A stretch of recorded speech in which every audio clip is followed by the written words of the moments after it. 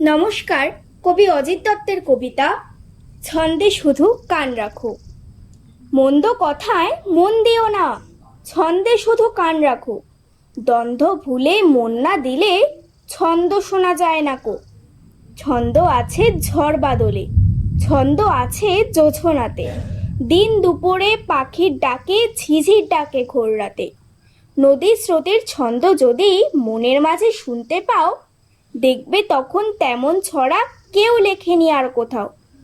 ছন্দ বাজে মোটর চাকায়, ছন্দে চলে রেলগাড়ি, জলের ছন্দে তাল মিলিয়ে নৌকো জাহাজ দেয় পাড়ি। ছন্দে চলে ঘড়ির কাঁটা, ছন্দে বাঁধা রাত্রি দিন, কান পেতে যা শুনতে পাবে কিচ্ছুটি নয় ছন্দহীন।